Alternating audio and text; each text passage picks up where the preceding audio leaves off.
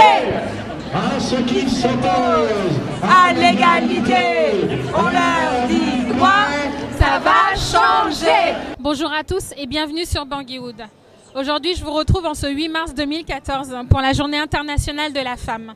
C'est pourquoi une conférence débat a été organisée au Théâtre du Gymnase dans le 10e arrondissement de Paris pour donner la parole aux femmes centrafricaines, chrétiennes et musulmanes. Je me retrouve maintenant en présence de Orsi Soukama, qui est l'organisatrice de cette journée dédiée à la femme centrafricaine, chrétienne et musulmane. Bonjour Orsi. Bonjour Cynthia. Alors dites-nous tout. Comment vous avez eu l'idée d'organiser cette journée aujourd'hui? L'idée m'est venue tout simplement, ce qu'on voit à la télé, les médias qui nous disent qu'il y a des problèmes entre chrétiens et musulmans. Et moi qui suis issue d'une famille chrétienne et musulmane, la seule crise confessionnelle qu'il y avait à la maison, c'était la nourriture. Qu'allons-nous manger aujourd'hui, du porc ou pas du porc?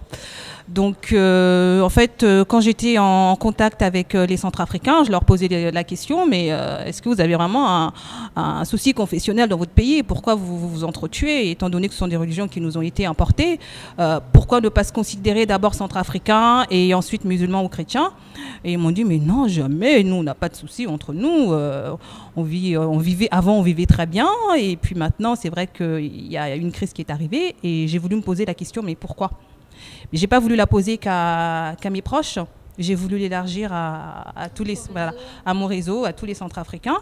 C'est ainsi que j'ai eu cette idée de pouvoir saisir la journée de la femme, donner quand même la parole à la femme, de pouvoir s'expliquer pourquoi on en est arrivé là.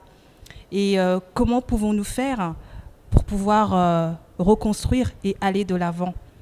Et je pense qu'aujourd'hui, nous avons eu de beaux témoignages et de très très belles réponses par rapport à ce questionnement. Alors justement, c'est ce que j'allais vous poser comme question. Comment vous avez réussi justement à avoir toutes ces femmes autour de vous qui ont accepté aujourd'hui de témoigner et de donner un peu leur image et leurs compétences à cette conférence aujourd'hui? Je pense que ce soit les femmes, que ce soit les hommes, le souci de la Centrafrique, étant donné que on dit souvent que la Centrafrique, c'est le cœur de l'Afrique. Donc le fait de voir le cœur de l'Afrique souffrir, ça fait mal à tout le monde. Et on veut tous réagir. On veut tous apporter la pierre à l'édifice. On veut tous faire quelque chose.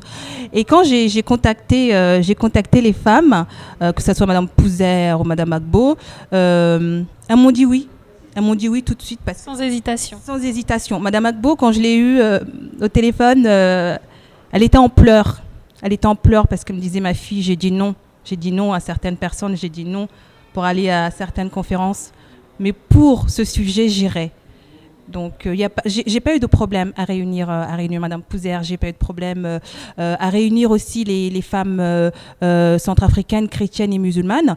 Sauf que voilà, j'avais Madame Nimanga à Fousseta qui devait intervenir sur le plan des femmes musulmanes. Malheureusement, elle a eu un problème d'ordre familial, donc elle n'a pas pu venir nous apporter son témoignage. Exactement. Mais on a eu Madame Koulibaly. Qui a su donner une autre dimension, une autre image des musulmanes.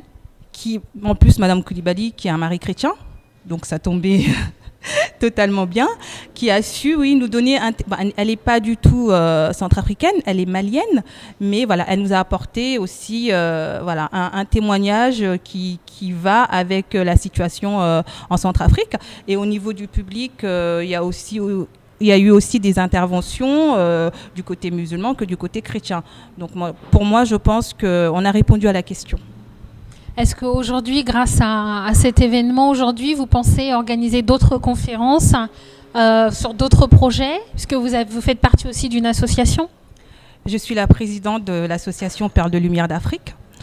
Nous sommes toutes jeunes. Notre premier projet, c'était d'envoyer 1,5 tonne de jouets en Centrafrique. Nous l'avons réussi. Donc le 3 janvier, il y a eu des jouets qui sont arrivés en Centrafrique. Étant donné que dans notre pôle d'activité, nous travaillons vraiment surtout autour de la femme et de l'enfant. Alors, nous nous sommes occupés des enfants à Noël. On a voulu aussi nous occuper des femmes pour la journée de la femme. Il y aura encore des projets.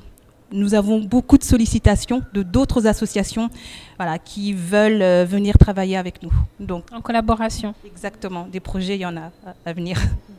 Alors, où est-ce qu'on peut vous suivre ou vous contacter?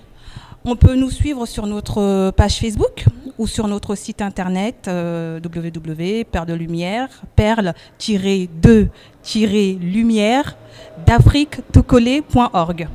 Et votre page Facebook, c'est Perle de lumière d'Afrique. Directement. Voilà. En tout cas, merci beaucoup. Bonne continuation. Et on espère bien sûr que tous vos projets aboutiront comme vous le désirez. Merci beaucoup.